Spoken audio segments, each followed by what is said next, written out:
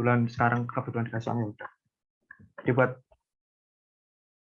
yang pertama itu kita nilai pabrik umur ekonomisnya yang 20 tahun, terus selama 5 tahun terjadi penurunan produksi. Nah, karena menurunnya pasokan gas dan berakibat pada kapasitas produksi hingga 7%. Biaya penggantian barunya segini, dan nantinya biaya NRC-nya segini, terus kita mencari indikasi nilai pasar. Nilai tukarnya segini. Nah, ini untuk yang pertama kan kita untuk mencari dengan pendekatan biaya, itu kan rumusnya jelas ya, cuma NRC dikurangi depresiasi aja. Begitu untuk NRC-nya kan, ini kalau aku tak cari dulu nilai harganya dikali kos dulu ketemu. Ini ya, dikali 13.500, ntar ketemu NRC-nya. Terus yang pertama itu sebenarnya, kalau sepahamku ya dari kelasnya Pak Nugi itu, untuk penyusutan itu fisiknya dulu, baru ekonomi dan fungsi. Untuk alasannya, itu beliau pernah memperlihatkan suatu peraturan yang aku lupa.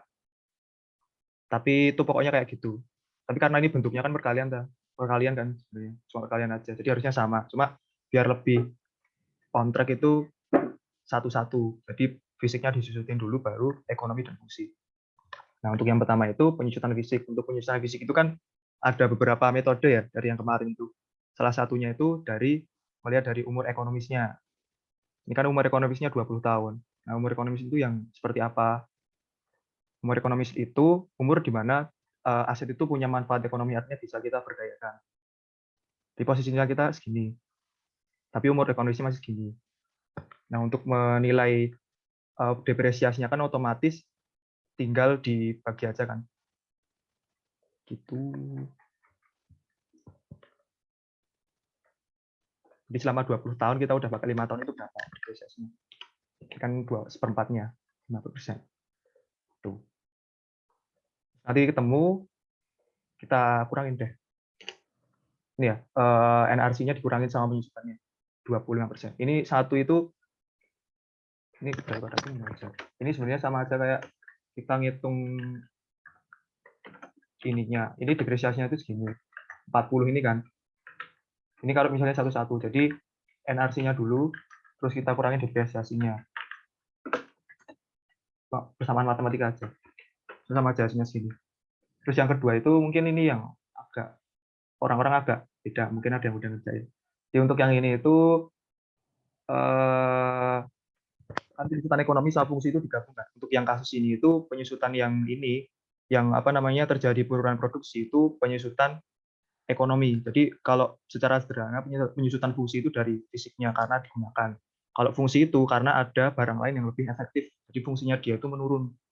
Kayak misalnya kita punya motor belum injeksi, terus ada motor injeksi. Itu jadi motor kita itu terjadi penyusutan fungsi. Kalau ekonomi itu benar-benar dari luar, misalnya faktor politik dan sebagainya, itu kan ngaruh. Sama kayak ini. Karena penurunan pasokan gas itu kan faktor ekonomi secara global kan. Makanya kapasitas produksinya kita menurun hingga 70%. Jadi depresiasinya berapa? 30%. Nah, untuk penyusutan ekonomi dan fungsi itu, caranya itu digabungnya kayak gini. Jadi 1 dikurang ini, dikali 1 kurang ini. Ini sebenarnya kalau kita mau nyari langsung itu sama. Ini NRC-nya dikalikan dengan 1 dikurangi penyusutan fisik, dikalikan 1 dikurangi penyusutan ekonomi, dikalikan 1 dikurangi penyusutan fungsi. Sama aja. Itu jawabannya kayak gitu, teman-teman. Untuk yang pertama, ada yang bingung nggak?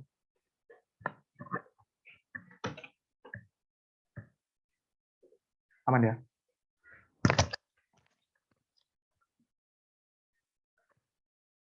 Tes. Aman. Aman. Oke. Untuk penyusutan fisik gimana, Ambon? Untuk penyusutan fisik itu ya di materi pertemuan yang penilaian mesin yang PPT-nya, yang bentuknya PPT itu ada salah satu banyak jenis penyusutan fisik. Ada kita pakai dia itu udah dipakai berapa jam, ada yang kita pakai nilai ekonomisnya, ya kayak yang ini tadi kan. Kita ngitung depresiasinya itu berdasarkan dari umur ekonomisnya dia. Artinya dia itu secara ekonomi itu bermanfaat bagi kita itu selama berapa tahun. Kalau misalnya kita udah pakai, itu berarti otomatis kan terjadi penyusutan. Nah, penyusutan itu yang kita cari. Caranya gimana? Tinggal umur apa namanya? 1 diper ini nilai penyusutan ekonomisnya. Terus dikaliin dengan masa pakainya. Itu mirip kayak yang garis lurus, sederhana. Dan kebanyakan sih beberapa soal yang ditemuin itu kayak gitu cara ngitungnya. Tapi mungkin nanti biar lebih jelasnya ada di ini PPT yang penilaian mesin pertemuan kemarin, kalau tidak salah. Tuh. Jadi untuk nomor 1 itu tinggal NRC dikurangi depresiasinya aja. Nanti mau penyusutannya fisik langsung dicampurin sama ini nggak apa-apa, atau satu-satu dulu nggak apa. Tapi secara prosedur itu yang benar satu-satu dulu. Kakaknya bilang begitu ya dulu semester sebelumnya. Tuh. Jadi untuk nomor 1 aman ya. Kayak gitu. Terus untuk nomor 2 itu kita diminta untuk menilai sebuah peralatan mesin merek Omron yang dibeli dan diproduksi tahun 2014. Nah, penilaian ini dilakukan dalam rangka pencatatan dalam neraca. Berarti kan jelas kalau itu fair value kan. Terus peralatan ini memiliki umur ekonomis 5 tahun. Jadi umur ekonomisnya itu udah 5 tahun. Terus harga pada saat pembelian adalah 25 juta. Dan dilakukan pelayanan pada tahun 2020. Jadi tahun 2014 dinilai umur ekonomisnya cuma sampai 2019, tapi kita nilai tahun 2020. Apabila diketahui tingkat inflasi adalah 6%, hitunglah biaya penggantian. Jadi kita nyari NRC. Kan tadi udah disebutin kan, NRC itu, nah ini untuk soal yang ini itu, aku ganti share dulu.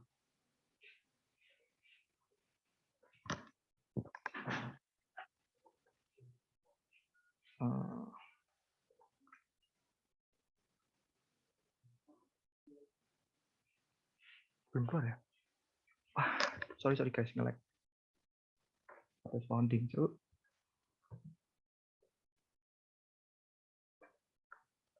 Belum keluar ya? Nah, ini tadi perdirjennya belum dikirim ya? Sama Bapak. Kalau untuk materi yang tadi itu sebenarnya ada perdirjen. Jadi materi kita itu diambil dari perdirjen ini sebenarnya. Nah, ini kan tadi kita disuruh mencari NRC dari sebuah alat yang dia itu memiliki nilai ekonomis, tapi kita nilainya habis nilai ekonomisnya kan.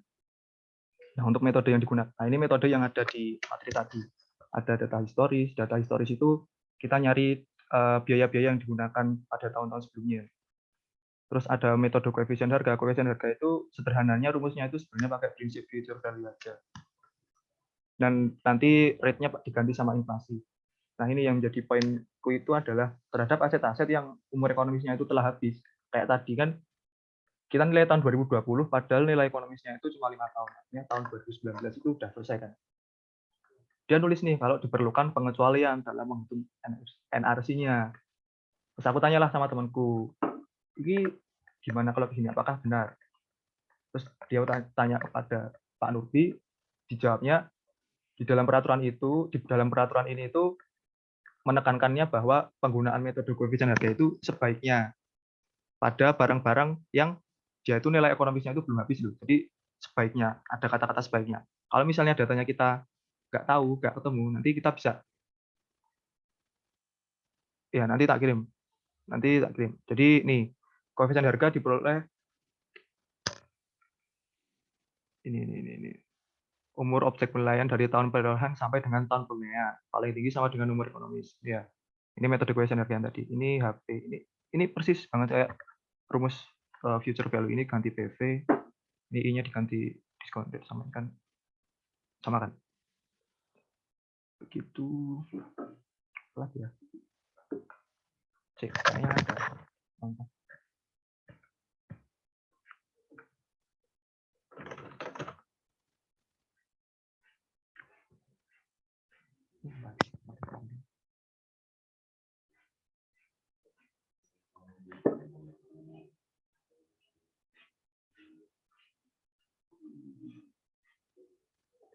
Mana ya?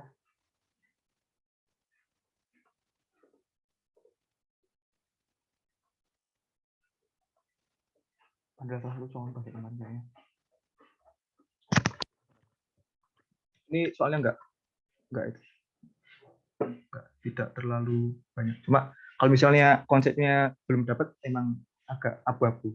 Nah ini contoh, nah ini persis kan, diketahui sebuah mesin pemanas udara tenaga merek Ariston dibeli dan diproduksi tahun 2004. Ini ekonomisnya 5 tahun, tapi kita ini nilai saat pembeliannya, tapi kita nilainya tahun 2012. Artinya dia itu nilai ekonomisnya udah habis tahun 2009. Kita suruh nilai nih, terus dijawabnya itu adalah 12.500.000 sama kayak harga perolehannya dikalikan dengan 1 dikali ini inflasinya. 5 itu umur ekonomisnya.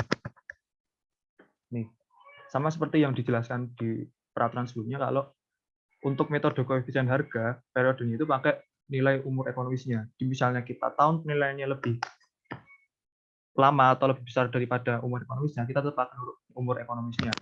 Nah, di sini disebutkan, karena pemanas ini sudah melebihi umur ekonomisnya pada tahun penilaian tahun 2012, maka N menggunakan besaran umur ekonomis.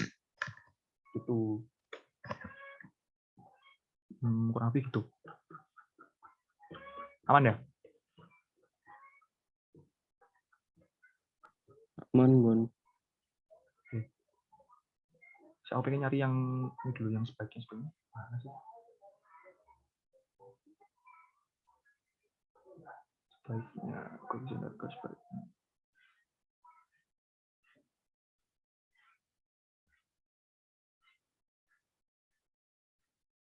Gitu. Nggak ketemu. Pokoknya gitu. Yang apa namanya? Itu pakai nilai yang pakai koefisien harga itu, kalau misalnya umur ekonomisnya itu lebih pendek daripada kita tahun nilai, yang lebih baik itu kita nggak pakai itu koefisien harga, pakai yang tadi, pakai trending method loh yang ada CP-nya itu, nanti cari di UPS ada. Jadi untuk yang nomor 2 kayak gini kerjanya.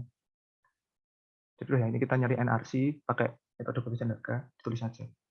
Yang ini pakai NRC kurangi depresiasi biasa. Nah terus yang terakhir nih soal yang ini cukup agak tricky ya. Jadi kita disuruh untuk menilai sebuah genset milik PKN STA. Penilaian dilakukan dalam rangka penjualan melalui lelang. Nah, kondisinya itu sudah tidak dapat dipakai lagi karena umur ekonomisnya sudah lewat dan kondisinya rusak berat. Ya, umur ekonomisnya sudah lewat. Kalau umur ekonomisnya sudah lewat, kita bisa ngasih interpretasi kalau itu udah bentuknya salvage atau nilai sisa, ya, salvage value. Gitu.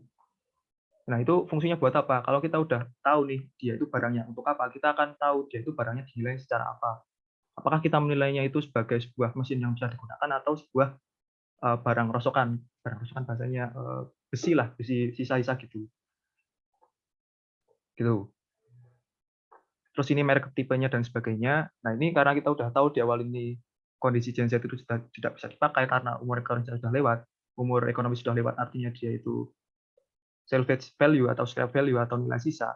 Sebenarnya untuk merek, untuk tahun pembuatan, kondisi dan sebagainya itu tidak usah dihiraukan, tidak apa-apa. Yang kita hiraukan itu kualitas besinya, karena untuk soal kayak gini itu selain kita tahu dia itu kondisinya mesin seperti apa, kita harus tahu kondisi barang pembandingnya itu apa. Sini udah jelas nih, kita bandinginnya dengan besi tua. Otomatis apakah kalau kita membandingkan genset ini dengan besi tua kan nggak nyambung. Otomatis kita membandingkan si sisa genset ini dengan besi tuanya. Artinya barang ini dijual secara rosokan. Gitu. Ini harga-harganya, ada waktu inspeksinya, penawarannya, syarat dan sebagainya, bentuk potongan. Ini digunakan untuk penyesuaian kita, sama kayak penyesuaian harga pasar seperti biasanya. Gitu. Jadi ini kayak pendekatan pasar pada biasanya, dan ini nilai persentasenya itu cuma asumsi. Jadi pasti nanti sekelas kalau misalnya dikerjain itu bakal berbeda, itu nggak apa-apa. Nanti kita tahu. Kalau ini tuh nilai scrap value, ini nilai sisa, bukan nilai genset utuh.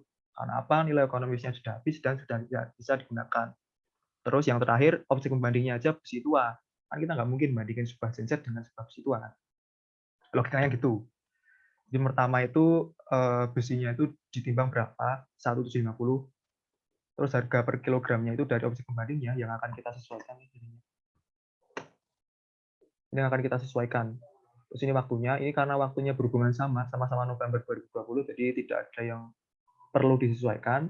Terus penawarannya, ini penawaran lelang beli. Ini yang aku agak jadi pertanyaan, itu antara lelang dan beli itu lebih baik yang mana? Kalau aku udah timbang-timbang itu secara sederhana, kan ini BMN ya, BMN scrap, artinya kita masuknya ke ranah agak penghapusan nilai scrap, nilai sisa kayak gitu. Kalau BMN kan otomatis harus melalui lelang. Nah, yang aku nangkep sampai saat ini untuk jual beli dan lelang itu harganya kan lebih tinggi lelang, makanya nanti di penyesuaiannya akan di plus. Artinya kondisinya yang sini itu tidak lebih baik. Kan masih ingat kan kalau misalnya objek pembandingnya tidak lebih baik, artinya lebih buruk daripada objek yang kita nilai, otomatis ditambah. Agar kondisinya itu, misalnya ini garis, ini angka 0. Ini objeknya kita di sini. Oke, itu penilaian. Ini objek pembanding. Misalnya objek pembandingnya kita ada di sini, otomatis kan untuk membuat ke 0 harus kita tambahkan. Aku logikanya kayak gitu makanya. Jadi bukan malah kalau objeknya lebih jelek itu kita kurang, enggak. Kalau misalnya objeknya lebih jelek, artinya minus, ya kita harus bawa dia ke posisi nolnya, ke posisi yang sama kayak objek pembandingnya. Maka ditambah. Itu. Nah, untuk penyesuaiannya itu apa aja? Yang pertama ada waktunya, nggak ada 0%. Penawarannya, karena penawaran sebenarnya yang terjelaskan sebenarnya karena kita itu objek yang kita nilai itu secara lelang, padahal yang ini itu penawaran beli, artinya orangnya datang ke kita untuk diambil. Kalau aku sampai saat ini tetap nganggap yang lelang itu akan lebih tinggi. Mungkin nggak tahu pendapatnya kayak gimana. Kalau menurut kalian gimana? Make sense sih, Bon. Ya bener lelang lebih tinggi sih. Kan kemarin waktu kuliah umum juga jelasin kan kalau nilai lelang itu kayak lebih tinggi gitu loh. Nilai lelang bukannya lebih rendah dari jadi nilainya 7%. Itu nilai apa, Div?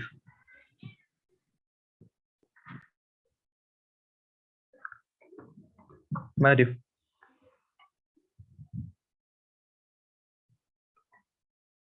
Si Diva kayaknya nggak bisa apa. Nah ini ya, nanti terserah kalian mau plus atau kurang, tapi aku sampai sekarang tetap tak plus. Gitu. Mungkin yang penting argumentasinya kalian apa? Kalau kan aku argumentasinya kalau lelang itu yang pertama lebih secara legal itu lebih kuat. Kan ini BMN kan nggak mungkin kita pakai jual beli. Terus secara nilai itu akan lebih menguntungkan. Kalau nggak menguntungkan kan nggak mungkin diwajibkan BMN dijualnya secara lelang. Terus ini syaratnya sama-sama barang diambil di lokasi. Oke. Bentuknya sama-sama ada ya bentuk di sini. Terus untuk kualitasnya di sini baik dan yang lainnya itu sedang. Artinya seperti bagaimana yang aku jelasin tadi, kondisi barang kita itu sedang, kondisi barangnya kita itu baik, tapi kondisi objek pembandingnya itu sedang, artinya harus kita bawa ke sini, berarti ditambah. Nah, ini untuk persentasenya nanti bebas, kalian mau 5%, 10% dan sebagainya. Yang penting jangan kegedean. Kalau misalnya penyesuaiannya kita itu terlalu besar, anggaplah misalnya 50%, itu agak sebenarnya kurang tepat. Artinya itu sebenarnya objek pembandingnya itu nggak cocok untuk jadi objek pembanding. Artinya kita salah nih nyari objek pembandingnya. Jadi gitu. Jadi kalau misalnya kalian ngerjain soal, ketemu objek pembandingnya itu penyesuaiannya misal 50%, 70%, negatif 50%, itu artinya antara ininya kalian kegedean atau ngasal, atau itu memang objek pembandingnya nggak cocok jadi objek pembanding. Gitu. Jadi tinggal dijumlah aja, 8%. Nilai indikasinya itu ini dikalikan sama ini. Paham ya? Dikaliin aja. Terus ini juga. Terus pembuatannya. Untuk pembuatannya, karena kedua barang ini tak lihat-lihat sama semuanya, ini sama-sama beli, sama-sama diambil potongan bagus sedang, ini diambil 50%, 50%. Kalau misalnya nanti ini penyesuaiannya ini ada yang gede sebelah atau apa, nanti ini bisa di-adjust lagi. Nah, untuk nilai setelah pembuatan, ya tinggal dikali aja seekotnya. Dan yang terakhir nilai rata tinggal ditambah. Ketemu deh nilai scrap-nya. Terus seperti apa. Dan ini aku rasa make sense ya. Yang pertama dia itu kualitasnya baik, yang kedua lainnya sedang, dan ini setelah jual beli, nilainya yang kita dapatkan itu lebih tinggi. Ini 3780, ini segini. Artinya secara sederhana ini utangnya udah bener. Nah, ini tinggal dikali aja sama barangnya kita. bobotnya itu berapa, dan dikali ketemu segini. Udah. Jadi kurang lebih kayak gitu sih. Gimana? Ada yang masih bingung nggak? Mumpung ada ruang Zoom.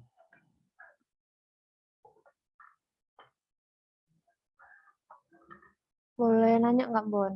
Gimana? Nah, itu tadi yang penawaran lelang tadi. Ah, Bukannya nilai kalau lelang itu jadi lebih rendah ya, makanya kemarin tuh sempat sempat pernah di piutang juga gitu katanya nilainya itu 70% dari yang ada di pasaran gitu rendahnya. hmm, Makanya kalau di BMN kan kita disuruh contoh aja lah kayak barang jaminan piutang gitu kan cepat-cepat kan supaya cepat cair makanya nilainya jadi rendah gitu pas dilelang dari pasaran kok kan nggak laku-laku dia. ya make sense juga sih. Make sense. Jadi untuk ini nanti, ya, thank you, Div. Untuk ini nanti, itu ya, kalian cari alasannya dulu. Ini masuk akal juga sih. Ya, masuk akal. Dan kalau pemberian pembobotan itu yang besar, yang biasanya yang kecil, apa kebalik. Untuk pembobotan itu, jadi gini, kalau misalnya penyesuaian kita dikit, anggaplah penyesuaiannya gitu, yang ini 2%. Artinya barang kita itu lebih mirip mana antara objek pembelian? Lebih mirip yang toko A atau toko B? Pembandingnya sama objek pembelian kita. Kalau ini penyesuaiannya cuma 2%. Oke, Bon. Yang B kan? Nah, makanya kalau mirip yang B, otomatis ini bobotnya lebih gede. Bro. Oke, siap. Thank you, thank you. Tapi nanti untuk ngasih pembobotan itu, jangan sampai, misalnya objeknya 3. A, B, C. Ini antara objek itu jangan selisihnya lebih dari 30%. Itu yang bilang Pak Nurbi, nggak tahu alasannya apa. Anggaplah gini ya pembobotannya. Ini sebenarnya objek pembandingnya itu nggak sebanding dan tidak sejenis.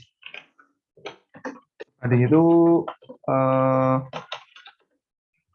itu kalau misalnya di properti itu fungsinya, misalnya rumah itu sebagai residen ya, itu sebanding, jadi sama-sama residen. Kalau misalnya sejenis, itu lebih kepada karakteristiknya. Karakter. Jadi misalnya tanahnya rata, terus kemudian dia itu aksesibelnya gimana dan sebagainya. Jadi untuk sebanding itu lebih kepada fungsinya, kalau sejenis itu lebih kepada karakteristiknya. Begitu. Ini nanti ya yang ini ntar dicari-cari aja. Di masih awal sebenarnya juga agak mikir lamang ini harus kurang. Tuh, buat soal yang hari ini gitu aja. Udah clear belum?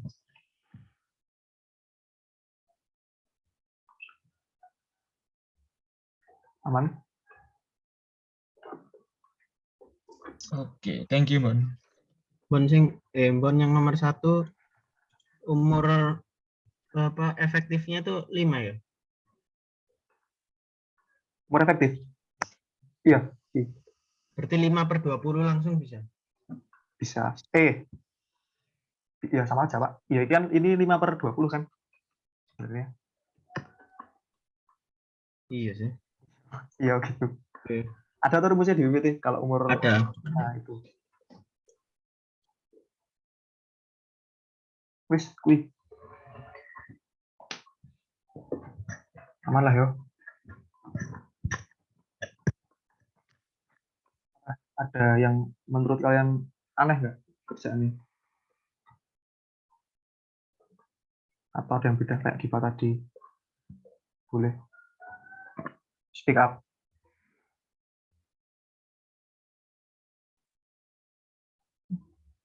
Yang ketiga itu Bang, Hmm. dari segi waktu penilaiannya itu berarti nyesuaiin dengan yang November 2020 ya? Ya ini nggak ada ya Pak? Iya. Masalahnya itu nggak ada. Mau nyesuaiin sekarang baru atau gimana sebenarnya? Kalau misalnya ada, bisa nanti diganti inflasi aja ya. Oh, 2%, 2%. Kalau zaman-zaman sekarang Indonesia itu inflasinya 2-3%. Kalau pertumbuhan ekonomi 5%. Jadi nanti kalau misalnya harga ada soal bilang peningkatan harga sesuai peningkatan ekonomi itu nanti 5%, kalau inflasi 2-3 aja amannya. Tuh. tahun tapi. Jadi nanti kalau misalnya cuma selisih berapa bulan dikali bulannya aja.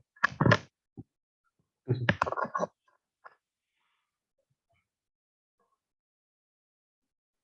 Bentuk potongannya berarti selain ada info diasumsikan sama aja ya, Pak? Ah, Kan kayak bentuk potongan itu asumsiin sama aja. Yang penting untuk soal kayak gini itu tahu apanya ya. Kalau penyesuaiannya plus minus kan harusnya kalau misalnya PAP1 udah kan udah paham kan maksudnya. Yang jelas itu yang pertamanya kita tahu ini untuk nilai kayak gini itu tuh dia dinilai sebagai apa? Apakah dia sebagai mesin ataukah sebagai rosokan atau sebagai apa? Terus yang kedua, kalau misalnya kita nggak tahu nih ini itu sebagai mesin atau sebagai apa, karena kita nggak paham tabelnya ini, kita lihat data pembandingnya. Kalau data pembandingnya besi tua, ya kita langsung notice nih, oh ini berarti ini nggak mungkin sebagai mesin, ini sebagai besi tua atau barang scrap. Gitu. Ini yang jadi poinnya ininya pembandingnya sama ininya. Ininya kalau bisa di apa namanya dipahamin lah baik-baik. Itu. Udah sih. Lagi. Thank you, Wan. Udah. Aman.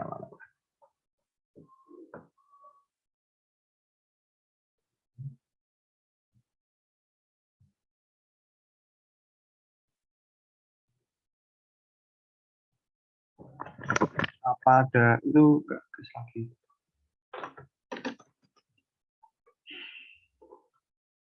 Kalau minta tolong jelasin yang umur itu bisa nggak ya, Pak?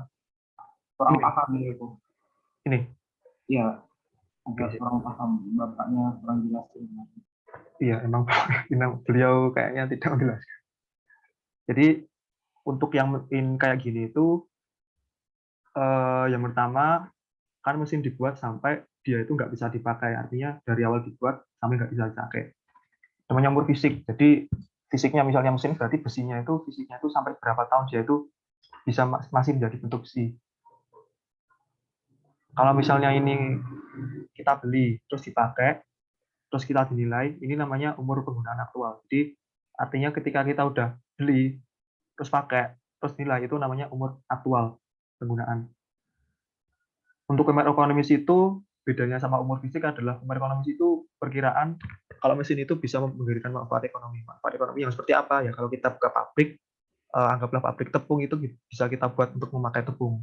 Kalau umur fisik itu ya si besinya itu, besi-besi mesinnya itu masih bisa jadi uang lah kasarnya. Gitu. Yang ada hubungannya aktual itu sebenarnya sama kayak yang aktual itu patokannya dari dinilainya. Jadi kalau misalnya kita penilaian antara mesin itu digunakan sampai penilaian ya umur aktual fisik. Kalau misalnya dari dibuat sampai penilaian yaitu umur aktual fisiknya, yang tadi umur aktual penggunaannya. Umur efektif itu adalah umur yang dinilai dari sejak dia dibuat sampai dinilai. Artinya itu benar-benar umur efektifnya. Jadi nggak ada pengaruh yang lain.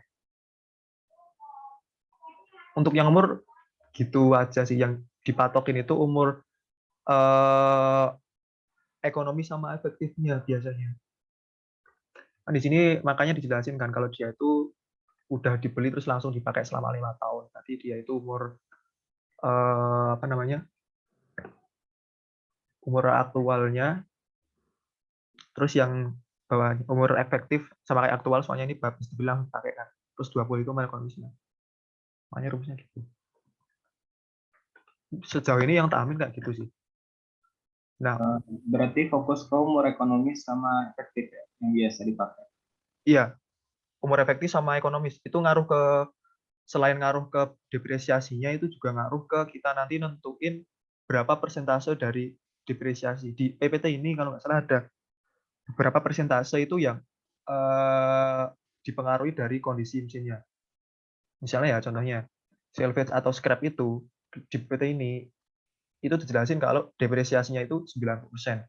90-an persen ke atas. Artinya dia itu udah benar-benar rusak dulu, udah nggak bisa dipakai. Misalnya ada soal abejan, ini umur mesin umur dia udah lewat dari umur ekonomis. Untuk penyusutannya itu yang paling benar berapa persen? Nah, itu bisa dijawab. lebih dari 95 atau 96% itu aku lupa. Itu Pak. Oke, Bon. Kasih banyak ya, Bang. Oke, sama-sama. Nanti juga. Ada itu nggak yang masih nggak? Apa ada yang sekiranya ini ada yang salah? Pertama yang ini ya. Yang juga bingung. Apakah sudah cukup jelas?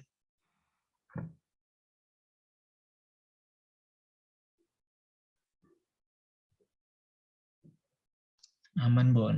Oke. Kayaknya udah bisa lah ya. Ntar langsung daripada kelamaan HPU legalitas itu soal yang mana? Ini soal mereka pas pertemuan pertama play. Ini cuma ngitung KDB dan sebagainya. Ini ada jawabannya di sini. Ntar cukup kepencet ya Allah, like nanti. Ntar lagi begini. Waduh. Sorry. Santai, Bon. Terus bonding, Pak. Aman. Lempar Bon. Ada yang mau hibah itu, Pak? Laptop. Yang ini NPV biasa. Ini soalnya ini buat review. LD sekalian aja lah ya. Untuk LDI, wah, sorry guys. Nah, misalnya kebuka Chrome-nya nggak kelihatan. Share Excel soal bot. Yo. Nanti mungkin itu ya, tak bikin spreadsheet aja biar misalnya ada yang diganti kelihatan. Kalau misalnya Excel kan, misalnya ada aku ganti beda-beda kan, nanti kasihan juga. Karena aku juga masih nggak benar juga ngerjain ini. Untuk yang LDA kemarin kalian ada masalah nggak? Aman lah ya. Jadi untuk yang LDA kemarin tuh jawabannya nggak usah dibikin per meter persegi, dibikin segitu aja. Soalnya itu kan ada di salah satu karakteristik tanah itu heterogeneity kan. Jadi tanah gede segini itu dia ulangi Bon. Yang mana, Div?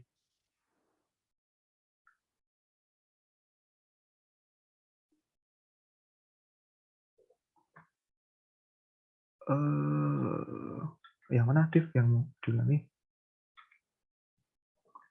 Yang dari asumsimu harga rumah. Oh.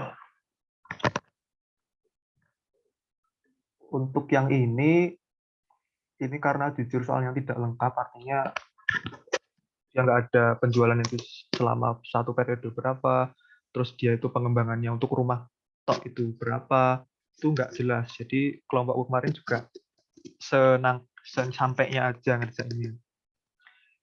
Intinya itu dia punya tanah segini, mau dibikin 3 klaster ABC. Terus nanti yang ini aneh sih, ini luas klasternya lebih gede, justru lebih murah. Ini luas efektifnya itu 60%. Jadi luas efektif itu artinya kita punya tanah segini, tapi yang bisa kita diriin bangunan itu cuma 60%, sisanya untuk fasilitas lainnya. Anggaplah tanahnya kita segini. Nah, anggaplah segini itu buat taman apa gitu, taman bersama, buat masjid dan sebagainya. Makanya yang bisa pakai itu 6%. Untuk pengembangannya itu 1 tahun ke depan, biaya pengembangannya 100.000. Nah, ini yang tidak dijelaskan di soal itu biaya pengembangannya itu pengembangan apa? Kalau pengembangan tanah tok ya masuk akal, masih agak sedikit masuk akal dari situ. Tapi untuk tanah dijadiin buat rumah itu untuk 1 meter persegi kayaknya agak aneh sih. Kenaikan harganya segini, diskonnya 13%. Jadi kalau kelompok kemarin cara mengerjakannya adalah karena ini tidak jelas, jadi kami juga mengerjakannya cukup tidak jelas. Jadi untuk biaya pengembangannya kan 100.000. Harga jual propertinya itu luasnya tadi tanah dikalikan dengan biaya pengembangannya saja. Terus ditambahin dengan harga jual tanahnya. Luasnya dikali harga jual ditambah biaya pengembangan. Nah, yang menjadi pertanyaan, ini kenapa Bon luasnya yang dipakai itu tetap 100 nggak 60.000? Seperti yang dijelaskan di awal, karena biaya pengembangannya itu nggak dirinci untuk tanahnya tok itu berapa, untuk rumahnya tok itu berapa. Jadi secara logikanya harusnya untuk semuanya. Kan misalnya tanahnya segini, oke lah nggak ada penjelasan buat rumah tok. Ya berarti dia dianggapnya nilai 100.000 itu untuk ngembangin tanahnya ini dibikin rata dulu, kayak dibersihin dulu, kayak itu yang paling masuk akal sih. Menurutku loh ya, menurut kelompokku. Kenaikan harga jualnya segini, DCR-nya segini, profitnya segini. Nah, untuk harga rumahnya itu sama sebagaimana klasternya ini. Jadi udah ada ininya. Ini sama juga, ini terjadi peningkatan. Kenapa tahun kedua? Karena di sini dijelaskan nih, kalau misalnya pengembangannya itu 1 tahun lagi, penjualannya itu juga sama. Di tahun ketika tanah itu mulai dikembangkan. Artinya ketika udah kita mulai mengembangkan, itu udah mulai dijual. Makanya ini tahun ini penilaiannya segini, ini pas jualnya segini. Nah, kemarin itu agak ada dispute ini, kenapa enggak ini 0, ini 1. Argumenku adalah ketika kita mikirnya kayak gitu, kalau misalnya kita menilainya itu pada saat barang itu sekaligus dijual, anggaplah ini jadi 0, kan nggak mungkin kan ya kalau kayak gitu. Terus di satu sisi, ketika misalnya kita dalam 1 tahun nih, Januari sampai Desember, kita nilainya bulan Februari, terus kita mulai penjualan itu tahun depan. Apakah dari Februari itu kita hitung 0 kan nggak, tetap 1 kan. Makanya ini tahun bulannya itu tetap 1 dan penjualannya itu 2. Gitu. Nah, untuk rupiah penjualannya ini 20% itu adalah asumsi tingkat penjualan per tahun yang tidak dijelaskan di sini. Jadi karena tidak dijelasin ya udah kita bikin setiap tahun itu terjual. 20% dari 100 bagi penjualan 5 tahun ya. 2 ke 4, 5. Gitu. Di tiap tahun terjual, terus total penjualan segini, jangan lupa ditambahin profit ya.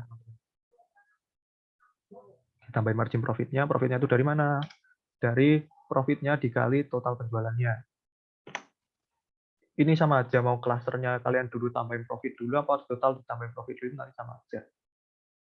Nah, untuk biaya pengembangannya segini ya, biaya pengembangannya itu 100.000 kan per meter per meter persegi.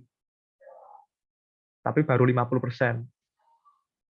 Terus ini udah ada peningkatan harga, karena kenapa? Pada saat penilaian kan 100.000, tapi pada saat mulai dijual dan mulai dikembangkan kan di sini ditulis bahwa biaya pengembangan saat ini 100.000 dan diperkirakan mengalami kenaikan 100%, 10% tiap tahun. Artinya kan udah meningkat sebanyak 100%. Sederhananya gitu. Terus ini udah, ini juga sama kan caranya. NOI-nya segini, ketemu. Tinggal kita kurangi aja net operating income atau EBIT atau EBITDA lah kalau di akuntansi. Diskon faktornya itu 2, karena kita jualnya mulai tahun kedua. Nih. Terus tinggal kita cari PV dan ketemu NPV. Mungkin kemarin ada yang ketemunya 160, 260, itu nggak apa-apa. Karena apa? Yang pertama soalnya nggak jelas, dan yang kedua ini matkul penilaian. Jadi kalau misalnya dikerjain sendiri-sendiri, pasti akan ada banyak jawaban yang berbeda, dan itu wajar. Yang penting prosesnya dari awal, harganya, tambah profitnya, dikurangi biaya pengembangannya, dan sebagainya, itu kita udah tahu. Kita udah tahu nih kalau misalnya metodenya itu kayak ini. Intinya gross development value dikurangi development cost. Hasilnya adalah nilai tanah mentah. Gitu. Jadi intinya kita punya tanah, kita di atasnya bangun sesuatu. Untuk mencari nilai tanah yang sangat besar dan tidak diketahui nih, kita cari nih biaya untuk membangun, untuk mendirikannya itu berapa. Plus nilai tanahnya itu berarti termasuk propertinya dikurangi biaya pengembangannya. Nanti ketemu nilai tanahnya. Nah, nilai NPV ini itu adalah nilai secara akumulasi sebagaimana tak jelasin di sini. Ini tanah segini, nilainya segini. Terus pertanyaannya, ini perlu dibikin per meter persegi nggak? Kalau menurut pemahamanku itu tidak perlu. Karena apa? Anggaplah ini sebuah jalan ya. Ini ada rumah, ini ada pertigaan deh. Ada rumah di sini, dia di antara pertigaan, sama ada rumah yang tusuk sate. Itu nilainya tinggi yang mana? Kalau konsepnya residensial, menurut kalian?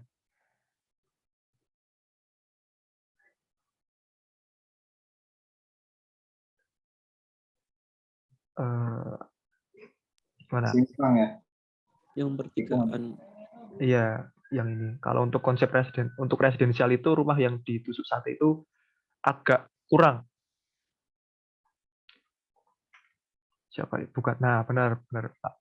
Kalau untuk sate itu baiknya itu untuk bisnis karena kelihatan dan strategis. Tapi untuk yang residensial itu agak kurang baik. Nah, nyambung dari konsep ini, ya benar angkat. Sama kalau orang-orang Tionghoa itu agak kurang bagus katanya. Nah, berangkat dari konsep yang ini, kita tahu nih kalau misalnya tanah segede gaban tadi, itu aja di dalamnya itu akan beda-beda gitu, letaknya di sini dan sebagainya.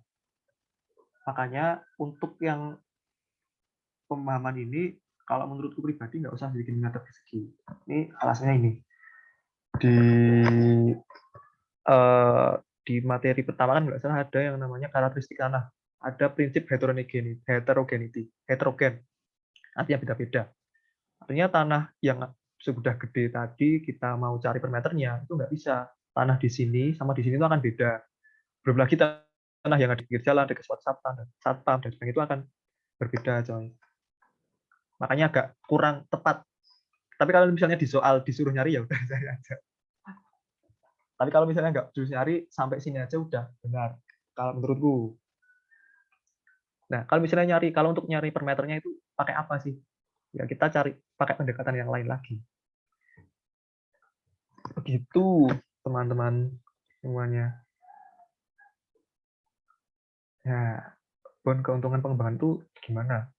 Ini San, ini profit. Ini nih. Mana ya Pak? Nah ini keuntungan pengembangan adalah 10% dari penjualan Pak. Ini ya, penjualan per tahun. Kembali lagi kan ini beda-beda ya. Ini kalian dibikin beda aja bakal udah beda hasilnya. Yang penting tahu ini yang pertama itu kita nyari gross development value-nya, terus kita kurangin sama biaya pengembangan, udah selesai. Dan nanti biaya pengembangannya ini akan banyak nih, akan mengembangkan tanah, pengembangan untuk rumahnya itu seberapa dan sebagainya. Itu sih. Itu ditambah atau dikurangi buat nilai tanahnya. Untuk profitnya ditambah dulu. Kan itu masuknya gross development value ya. Itu ditambah dulu. Kalau misalnya kita menjual suatu rumah, itu profitnya kita tambahin dulu, kita tambah nggak profitnya dalam harga barangnya? Tambah kan? Baru dikurangi biaya pengembangan. Kalau di PDF-nya yang kemarin Bapaknya itu profitnya dimasukkan ke dalam biaya pengembangannya. Tapi kan kemarin di contohnya itu bentuk rumah yang benar-benar rumah kan. Jadi nggak kelihatan profitnya itu ada di bagian mana. Kalau nangkep tuh segitu loh ya. Mungkin agak ada yang sliver atau apa. Kalau dikurangi itu kenapa Han? Soalnya di sini kan ada harga penjualan ya. Nah, harga jualnya itu dianggap sudah termasuk profit. Jadi untuk menentukan nilai tanahnya itu dikurangin profit. Ya. Kayak pendapatan aslinya gitu. Masalah. Itu karena di penjualannya itu udah ada profitnya. Kalau yang ini menurutku belum termasuk. Ini masih harga jual dan sebagainya. Kalau itu belum masuk. Besok deh kalau misalnya ketemu tanyain aja sama Bapak.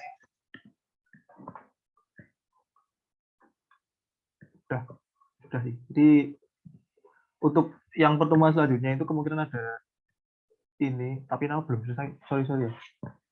Tapi cara mengerjainnya masih sama kayak sebelumnya. Kita disuruh menilai sebuah. Nah ini seharusnya ini kan pelatihan 4 minggu kemarin. Bisa ngecain. Terima kasih teman-temanku.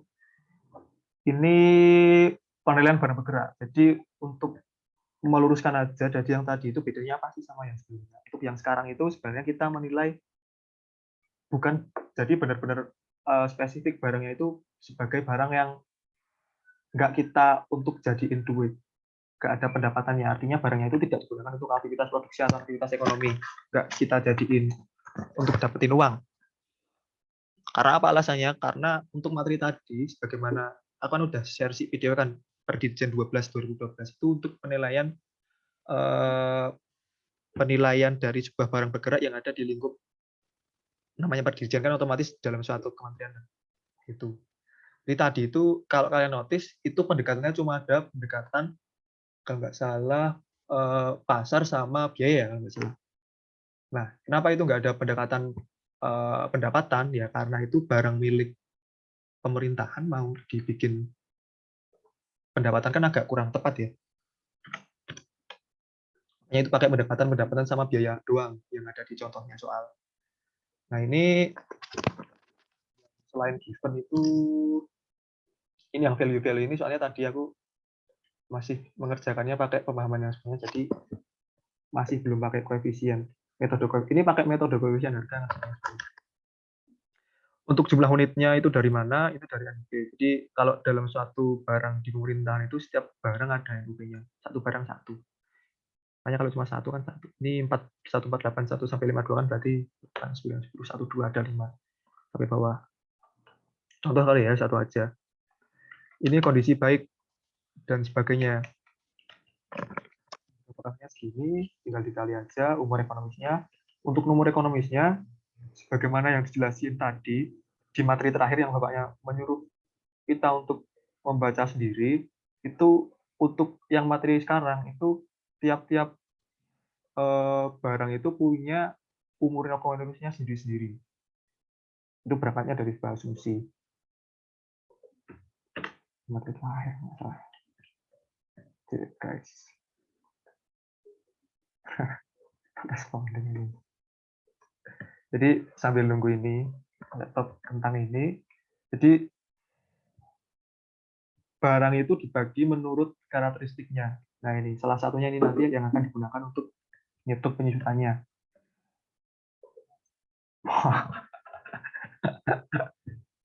Jadi misalnya barang kendaraan bermotor, barang alat rumah tangga, alat kantor dan sebagainya itu punya umur ekonomis yang disederhanakan dalam perjanjian ini. Jadi itulah yang menjadi dasar buat aku menentukan umur ekonomis dari barangnya tadi. Dan itu kemungkinan akan interpretasinya akan beda-beda ya. Ya enggak sih, kalau misalnya barang transformator kan jelas itu barang gede kan. Kalau printer, kipas angin dan sebagainya jelas barang kantor ya. Itu pasti 5 tahun. Jadi yang ini nggak usah diotak-atik deh. Untuk NRC-nya ini aku salah karena aku tidak menggunakan koefisien harga, padahal bisa pakai koefisien harga karena datanya tidak lengkap. Terus kalau misalnya kita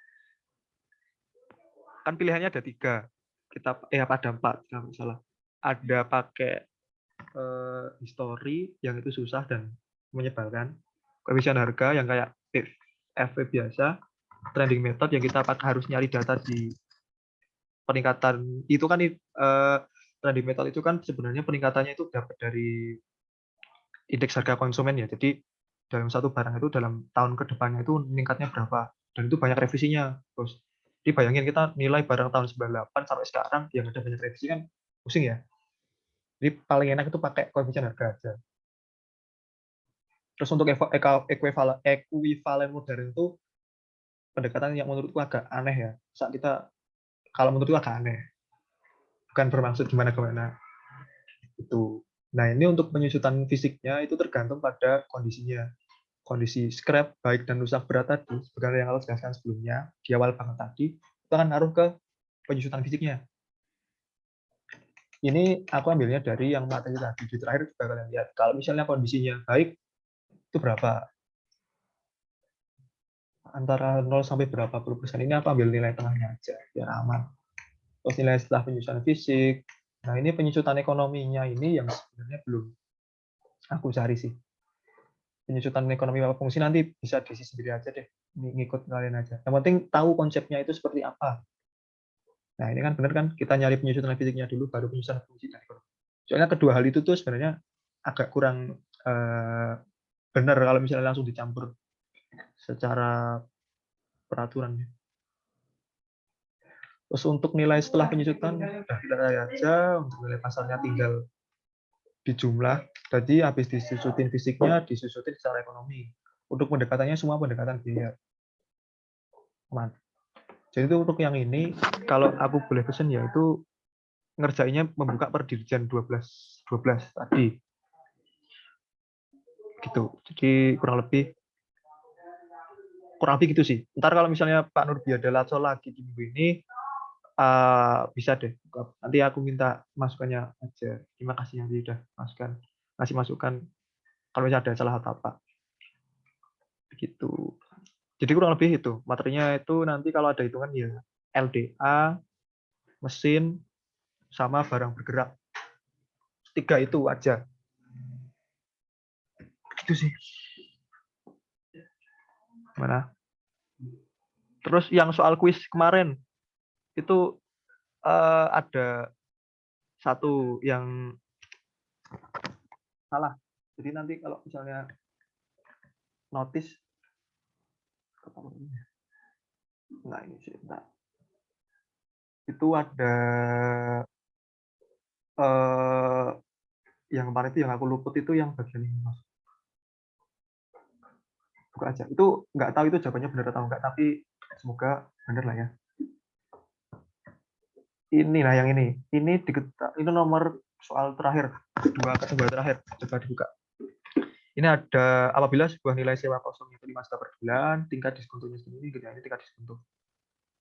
Ini aku salahin, tak kira kapitalisasi, Pak. Tingkat pertumbuhan sewanya itu 2% per tahun, maka nilai tanah tersebut adalah, ini tinggal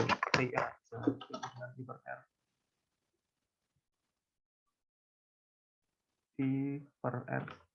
I-nya itu pendapatannya 5 juta dikali 12 berapa? 60 juta. Dibagikan dengan cap rate-nya. Ini aku kan kemarin langsung ngitung 50 kan, karena itu 60 dibagi 12. Itu salah. Itu aku baru ingat soalnya buka-buka ingatanku yang kemarin itu ada untuk cap rate itu kan ada banyak kan caranya, ada yang comparative sales, maksudnya pakai data pasar, terus bond of investment itu pakai WICC, terus yang summation method. Nah untuk yang terakhir ini ada, jadi ada metode yang misalnya cap rate itu kayak discount rate dikurangi growth. Ini berangkat dari apa? Ini berangkat dari prinsip perpetuity kan, kali ketangkep itu dibagi discount rate juga tapi dibagi growth. Kenapa pakai perpetuity? Kan perpetuity itu kayak mengkonversi pendapatan yang kita itu nggak tahu selesainya itu kapan. Jadi anggaplah kita nilai tahun 1 sampai tahun ke-5, tahun ke-6 sampai tahun tidak tergerakkan kita nggak tahu kan. Nah, untuk mengkonversi tahun ke-6 sampai tahun ke-3 ini, kita mau nggak mau harus pakai tingkat kapitalisasi. Nah, itu berangkat dari rumus perpetuity, itu jadilah rumus ini. Ini ada di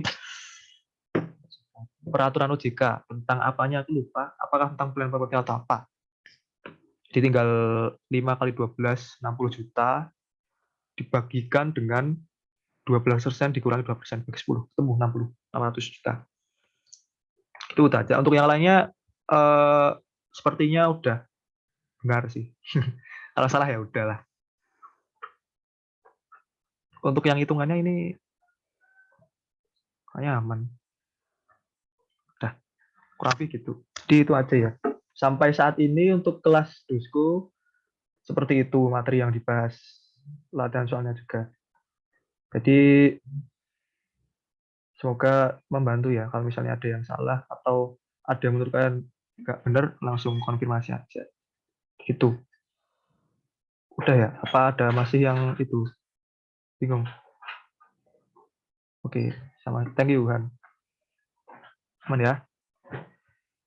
Ntar langsung dikirim aja, bos. Gara apa nih? Nggak lali. Jangan sampai telat kalau Bapak. Aku kemarin ada yang dapat 5. Dapat 5 kemarin aku sempat telat 1 menit ini. Jadi nggak jadi dikumpul aja, itu lebih baik. Itu. Jadi karena sudah cukup lama ya. Kalau lama-lama kan udah nggak fokus. Jadi kurang lebih kayak gitu. Nanti insya Allah Excel-nya kalau misalnya slow, aku upload di spreadsheet aja biar kelihatan kalau misalnya diganti apanya. Kalian bisa juga kasih komen.